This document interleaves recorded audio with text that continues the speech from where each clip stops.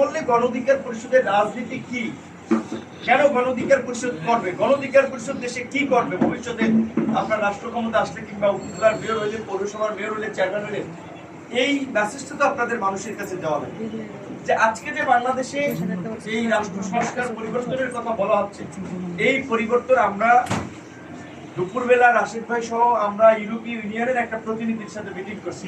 তোদের সাথে যখন আলাপ আলোচনা করছিলাম, ওরা তো বলতেছে ও এটা তো তোমরা আগেই বলছিলাম, তাহলে এই কথা এটা বাস্তব যে আমরা যেটা 21 সালে বলছিলাম যে বাংলাদেশের এই দুর্বৃত্তায়িত রাজনীতির একটা পরিবর্তন দরকার। বাংলাদেশের সবাই গণতন্ত্রের কথা বলে, রাজনৈতিক দলগুলো যেই ক্ষমতায় গিয়েছে সেই নির্বাচন এবং ভোটকে প্রভাবিত করে আজীবন ক্ষমতায় থাকতে চেষ্টা করে। এই দুটো রাজনৈতিক দলের কারণেই হচ্ছে সমাজে দ্বন্দ্ব, সংঘাত, সহিংসতা যুগের পর যুগ চলে আসছে। এমনকি রাজনীতি হবে দেশের জন্য, সমাজের জন্য, কিন্তু রাজনীতির কারণে পরিবারের মধ্যে বিভাজন, ভাই ভাই বিভাজন, আত্মীয় বিভাজন, সামাজিক সম্পর্ক নষ্ট। কারণ আগে দেখছেন তো আওয়ামী লীগের লোকেরা অন্য দলের দাওয়াতে যেতে পারতো, আত্মীয় স্বজন হলেও বিএনপি, জামাত, গণ অধিকার পরিষদ করতো। এখন ধরেন আমাদের কাছে অনেক সরকারি চাকরিজীবী, কেউ আমরা সচিব, মচিব, বিভিন্ন ধরনের লোক অনেকে আসে, ভাই আপনাদের ভিডিওগুলো দেখতাম, আপনাদের কথা শুনতাম, আপনাদেরকে ফিল করি, আপনাদেরকে ভালোবাসি, কিন্তু এতদিন কিন্তু কেউ কথা বলে।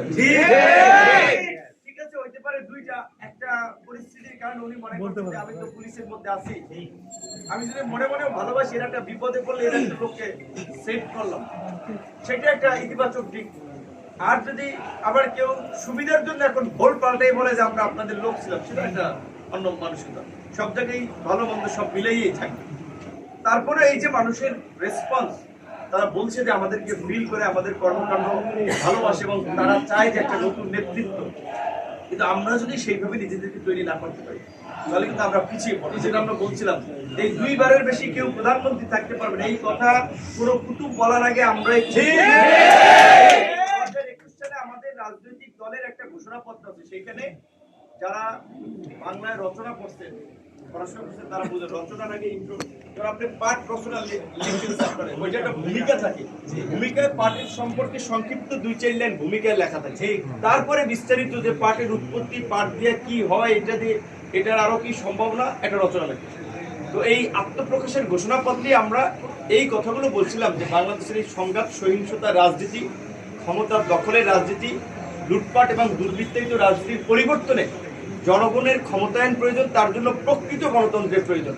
প্রকৃত গণতন্ত্র বা প্রাতিষ্ঠানিক গণতন্ত্রের জন্য আপনার বিতর্ক মুক্ত একটা শক্তিশালী নির্বাচনী ব্যবস্থা থাকতে হবে, যেখানে নির্বাচন কমিশন চাইলে একজন প্রার্থিতা বাতিল করতে পারবে, ভোট বাতিল করতে পারবে এবং ভোটকে যারা প্রভাবিত করবে, কারচুপি করবে, অনিয়ম করবে, তাদের বিরুদ্ধে ব্যবস্থা নিতে পারবে। সেই জন্য আমরা বলছিলাম যে নির্বাচন কমিশনকে রাজনৈতিক প্রভাবের ঊর্ধ্বে রেখে একটা শক্তিশালী কমিশন করতে হবে এবং বাংলাদেশে যেন যাদের সাথে জনগণ আছে তারা যেন সংসদে থাকতে পারে, সংসদ যেন একটা দলের সংসদে না হয়।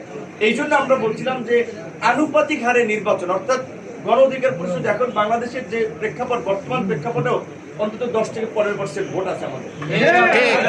আমরা আগামী 1 বছর আরো প্ল্যান হইতে কাজ করতে পারি, সেটা অন্তত আরো অনেক জায়গায় এটা আপনার ধরেন অন্তত 20-25 কিংবা 30-40 সম্ভব ওই জায়গায় আমাদেরকে নিয়ে যাওয়া।